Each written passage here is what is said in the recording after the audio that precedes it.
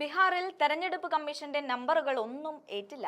രാഹുൽ ഗാന്ധിയും ഇന്ത്യ മുന്നണിയും ഇടം വല നിന്നതോടെ മറ്റ് തട്ടിപ്പുകൾക്ക് ഇനി ബീഹാറിന്റെ മണ്ണിൽ ഇടമില്ല എന്ന് ബോധ്യമായിരിക്കുകയാണ്. ഇതോടെ ആദ്യഘട്ടത്തിൽ ബീഹാർ വെളുപ്പിക്കാൻ ഇറങ്ങിയ കമ്മീഷൻ ഇപ്പോൾ സത്യത്തിന്റെയും ധർമ്മത്തിന്റെയും പാതയിലാണെന്ന് പറയേണ്ടി വരും. അതിന് കാരണം നേരത്തെ സൂചിപ്പിച്ചതുപോലെ ഇന്ത്യ സഖ്യം പുലർത്തിയ ജാഗ്രതയാണ്. എല്ലാത്തിനും അപ്പുറം സുപ്രീം കോടതി എന്ന ഇന്ത്യൻ പരമോന്നത നീതിന്യായ കോടതിയുടെ ഇടപെടലും കൂടിയായതോടെ BJPയുടെ താളത്തിന് തുള്ളാൻ സാധിക്കില്ലെന്ന് കമ്മീഷൻ പ്രഖ്യാപിച്ചു. ബീഹാറിൽ പുതുക്കിയ വോട്ടർ പട്ടിക പുറത്തുവിട്ടതിന് പിന്നാലെയാണ് തെരഞ്ഞെടുപ്പ് കമ്മീഷൻ BJPയെ തിരസ്കരിച്ചു എന്ന് ബോധ്യമാകുന്നത്. 1 കോടിയിൽ അധികം വോട്ടർമാരെ പട്ടികയിൽ നിന്ന് ഒഴിവാക്കി BJPയുടെയും NDAയുടെയും ജയം സുഗമമാക്കുവാനാണ് കമ്മീഷൻ ലക്ഷ്യം വെച്ചത്. സാധാരണഗതിയിൽ ഇത്തരം നീക്കങ്ങൾ നടക്കുമ്പോൾ കയ്യും കെട്ടി നോക്കി നിൽക്കുകയാണ് പ്രതിപക്ഷം ചെയ്യാറുള്ളത്. എന്നാൽ ബീഹാറിലേക്ക് വന്നപ്പോൾ കളി മാറി. രാഹുൽ ഗാന്ധി മുന്നിലിറങ്ങിയപ്പോൾ പിന്നിൽ RJD നേതാവ് തേജസ്വിയും ഇടതുപക്ഷ പാർട്ടികളും അണിനിരന്നു.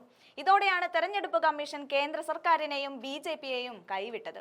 അന്തിമ വോട്ടർ പട്ടിക പുറത്തു വന്നതോടെ 1 കോടിക്ക് പകരം ഒഴിവാക്കപ്പെട്ടത് വെറും 47 ലക്ഷം വോട്ടർമാരാണ്.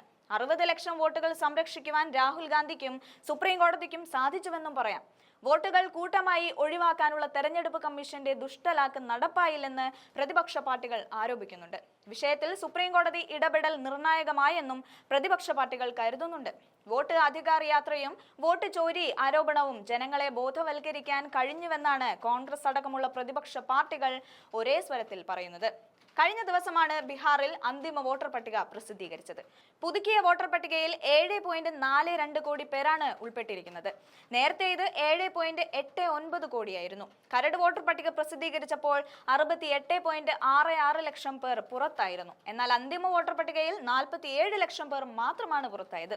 ഇതോടെയാണ് തെരഞ്ഞെടുപ്പ് കമ്മീഷന്റെ ദുഷ്ടലാക്ക് നടപ്പായില്ലെന്ന പ്രതികരണവുമായി പ്രതിപക്ഷ പാർട്ടികൾ രംഗത്തെത്തിയത്. അതേസമയം പുതുക്കിയ വോട്ടർ പട്ടികയിൽ നിരവധി പാകപ്പിഴകളുണ്ടെന്നും പ്രതിപക്ഷ പാർട്ടികൾ ആരോപിക്കുന്നുണ്ട്. പുതുക്കിയ വോട്ടർ പട്ടിക സുതാര്യമല്ലെന്നായിരുന്നു കോൺഗ്രസിന്റെ ആരോപണം. 68 ലക്ഷത്തോളം വോട്ടർമാരെ ഒഴിവാക്കുകയും 21.53 ലക്ഷത്തോളം പേരെ പുതിയതായി ഉൾപ്പെടുത്തുകയും ചെയ്തുവെന്നും ഇത് നീതികേടാണെന്നും ബീഹാർ കോൺഗ്രസ് പ്രസിഡന്റ് രാജേഷ് കുമാർ പറഞ്ഞു. ജനങ്ങളുടെ വോട്ടവകാശം സംരക്ഷിക്കുമെന്നും അതിനായി രാഹുൽ ഗാന്ധി വീണ്ടും പോരാട്ടത്തിന് ഇറങ്ങുമെന്നും കോൺഗ്രസ് അറിയിക്കുന്നുണ്ട്. സെപ്റ്റംബർ 1 ശേഷം വലിയ രീതിയിൽ വോട്ടർമാരെ ഉൾപ്പെടുത്തിയതിൽ സംശയിക്കേണ്ട സാഹചര്യമുണ്ടെന്ന് സ്വരാജ് ഇന്ത്യ പാർട്ടി നേതാവ് യോഗേന്ദ്ര യാദവ് ചൂണ്ടിക്കാട്ടി. 4.6 ലക്ഷം വോട്ടർമാരെയാണ് ഒറ്റയടിക്ക് വോട്ടർ പട്ടികയിൽ ഉൾപ്പെടുത്തിയത്. സെപ്റ്റംബർ 1 ശേഷം 4.6 ലക്ഷം വോട്ടർമാരെ എങ്ങനെ ഉൾപ്പെടുത്തിയെന്ന് തെരഞ്ഞെടുപ്പ് കമ്മീഷൻ വ്യക്തമാക്കണമെന്നും യോഗേന്ദ്ര യാദവ് പറഞ്ഞു.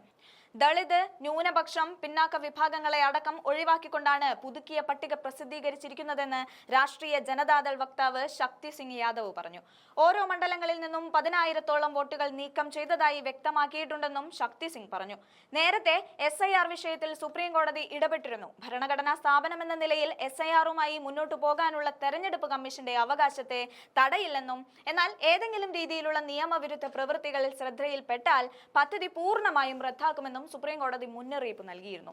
ഇതോടെയാണ് BJPക്ക് സുഗമമായ പാത വെട്ടാനിറങ്ങിയ തെരഞ്ഞെടുപ്പ് കമ്മീഷൻ അട്ടിമറി സാധ്യതകൾ പാതി വഴിയിൽ അവസാനിപ്പിച്ച് പടിയിറങ്ങുന്നത്.